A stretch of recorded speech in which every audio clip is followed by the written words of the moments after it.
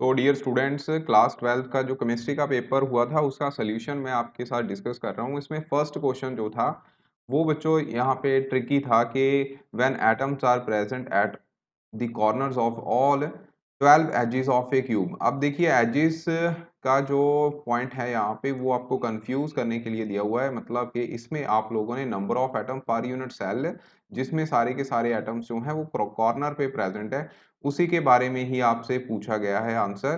तो number of atoms यहाँ पे कंट्रीब्यूशन आपको पता है 1/8 होती है, तो नंबर ऑफ एटम्स जो हैं वो 1 ही आने थे, मतलब ये एक प्रिमिटिव यूनिट है सेल है जिसमें सारे के सारे एटम्स जो हैं वो कॉर्नर के ऊपर हैं। ओके, आगे बच्चे था कि अमाइंस जो हैं वो न्यूक्लियोफाइल क्यों एक्ट करते हैं बच्चों, ये न्यूट्रल न्यूक्लियोफाइल एक्ट करते हैं क्योंकि इसके पास लोन पेयर ऑफ इलेक्ट्रॉन्स होते हैं। ठीक है, आगे केमिकल नेम है विटामिन सी का, वो आपको पता ही है, एस्कॉर्बिक एसिड आना था। बायोडिग्रेडेबल पॉलीमर कौन से होते हैं जो माइक्रोब के साथ डिग्रेड कर जाते हैं, ठीक है, जैसे कि पीएचबी, बाकी भी और सारी एग्जांपल्स हैं। ऐसे ही बच्चों एंटासिड्स जो excessive acid in the stomach उसको न्यूट्रलाइज करते हैं। ठीक है, तो इसमें इसकी डेफिनेशन देके आपने इसके साथ ही इसका जो एक एग्जांपल दे देनी थी, जैसे कि रेनाल्टिडिन वगैरह। उसके बाद नेक्स्ट क्वेश्चन था, ये भी बच्चे बहुत इजी था कि इसमें एक्स एटम्स जो हैं वो कॉर्नर के ऊपर हैं क्यूब के, और वाई एटम्स जो हैं on the centre of the faces. ठीक है, centre of the faces find the formula of the compound.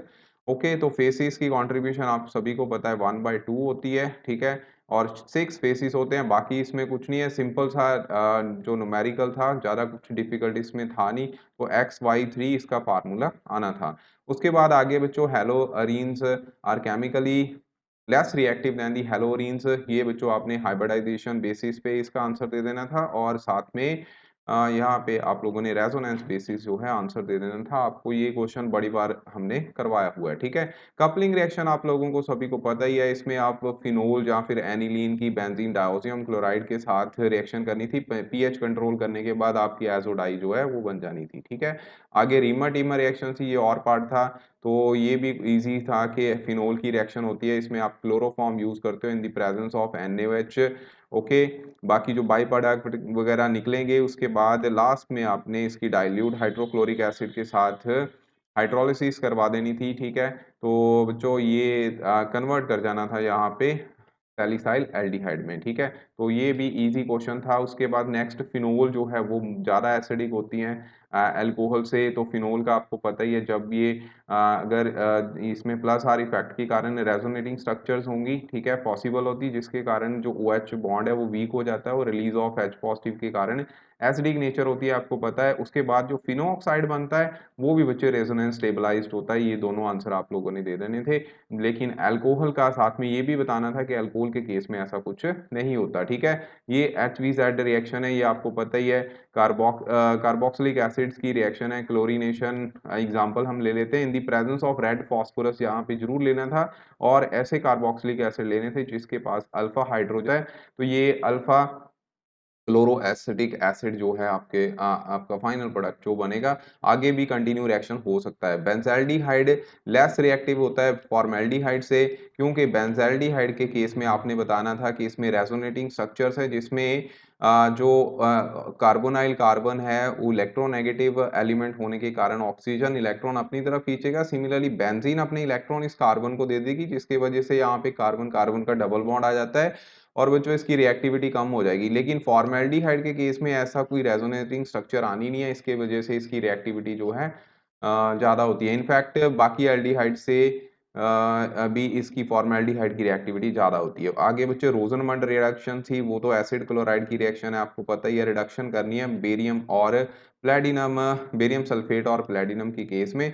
इसमें भी बच्चों क्या बने थे, एल्डिहाइड, बाकी इसके बाई प्रोडक्ट जो है वो निकल जाने थे। ओके, उसके बाद नेक्स्ट था reducing sugar, non reducing sugar, ये आप लोगों को आता है, ये जो टॉलिन्स रिएजेंट ठीक है के साथ रिड्यूस हो सकते हैं, या फिर फेलिंग सोल्यूशन के साथ, मतलब अगर फ्री एल्डिहाइड ग्रुप प्रेजेंट है तो वो रिड्यूसिंग है। ठीक है, शुगर उनको बोलेंगे नॉन रिड्यूसिंग जिसमें फ्री एल्डिहाइड ग्रुप नहीं होता, जैसे कि शुगर यानी कि केन शुगर या सेलुलोज। ठीक है, तो इसमें ग्लूकोज़ एग्ज़ाम्पल आ जानी थी। आर्टिफ़िशियल स्वीटनिंग एजेंट कौन से होते हैं? जो जैसे कि सैक्रिन हो गया, ठीक है? आर्टिफ़िशियल जो है रिएजेंट एस्पार्टेम, इसमें और एग्ज़ाम्पल एक है जो कि बच्चों हम यूज़ करते हैं अगर डायबिटिक पेशेंट्स जिनको लेस कैलोरीज़ जो है इनटेक देनी होती है, ठीक है? उसके बाद नेक्स्ट आपका जो क्वेश्चन था वो मोनोमर ही बताने थे, तो साथ में उसकी प्रिपरेशन देनी थी।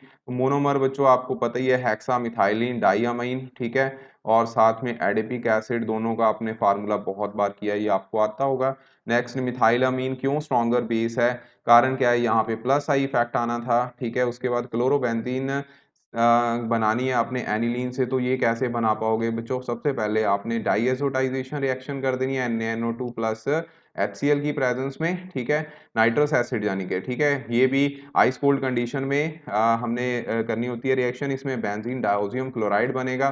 बेंजीन डायज़ोनियम क्लोराइड फर्दर अगर आप इसकी सैंडमेयर रिएक्शन कर दो, ठीक है? सैंडमेयर रिएक्शन अगर करोगे तो बच्चों ये किसमें चेंज कर जाएगा? क्लोरोफॉर्म में चेंज सॉरी क्लोरोबेंजीन में चेंज कर जाना था, ठीक है? आगे था कि एनिलीन को हम फिनोल में कैसे कन्वर्ट कर सकते हैं?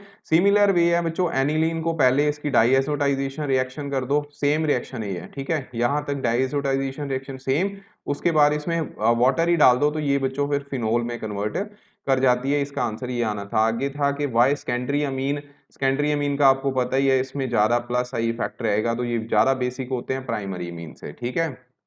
नेक्स्ट डेंसिटी का जो न्यूमेरिकल था वो आप लोगों ने करना था, और डेंसिटी का तो बच्चों बहुत ही इजी आ गया आपको न्यूमेरिकल, इसमें 50 m जो है 50 ग्राम पर मोल, ठीक है? डेंसिटी के लिए यहाँ पे बीसीसी स्ट्रक्चर है, z की value 2 z into M divide by N naught into a cube, ठीक है? जैसे आपने पहले ए का ही जो है वैल्यू वही प्रॉब्लम करने वाली थी 2.90 है इंटू 10⁻⁴ यहाँ पे -8 सेंटीमीटर आ जाना था, उसके बाद ए क्यूब आपने निकाल लेना था, जैसे मैंने आप लोगों को पहले ही बताया हुआ है, ठीक है? तो बच्चों मैक्सिमम पेपर आपको जो हमने लाइव सेशन लिए उसी में से ही आ गया है, ठीक है? तो कोई दिक्कत वाली बात है नहीं यहाँ पे, ठीक है? इसका इसका जो क्यूब करना था 24.389 इंटू 10⁻⁻24 आ जाना था। बाकी एवोगैड्रो नंबर आपको पता ही है, इसमें जब आप वैल्यू पुट करनी थी तो अप्रॉक्सिमेटली 6.8 ग्राम पर सेंटीमीटर क्यूब डेंसिटी का आंसर आना था, ओके?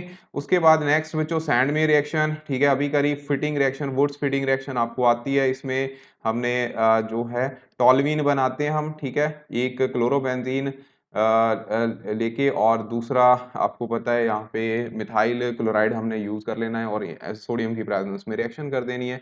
उलमैन रिएक्शन आपको पता है आइडोबेंजीन लेते हैं, साथ में कॉपर के साथ इसकी रिएक्शन होती है। फ्रीडल क्राफ्ट अल्काइलेशन, ये भी रिएक्शन बच्चों आती होगी आपको।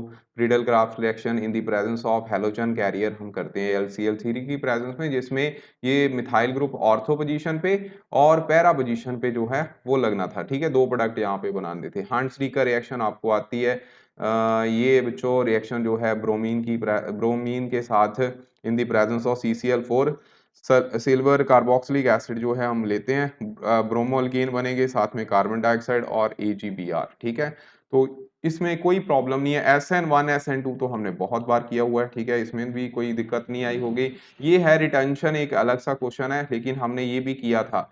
SN1 में आपको पता है रिटेंशन ऑफ कॉन्फ़िगरेशन होती है, जिसमें फ्रंट साइड से अटैक करता था, ठीक है? और SN2 में बैक साइड से अटैक होता है, जिसके कारण इन्वर्जन ऑफ कॉन्फ़िगरेशन हो जाती है। तो ओवरऑल बच्चे पेपर की बात करें तो that was very much easy, ठीक है? तो ये आपका पेपर था। आपने कमेंट बॉक्स में मुझे ज़रूर बताना कैसा पेपर हुआ, और जो फिज़िक्स की जो क्लासेस हैं वो हम कल से फिर स्टार्ट कर देंगे। आपका फाइनल फिज़िक्स की प्रिपरेशन भी हमने अब करनी है, ठीक है? Thank you so much.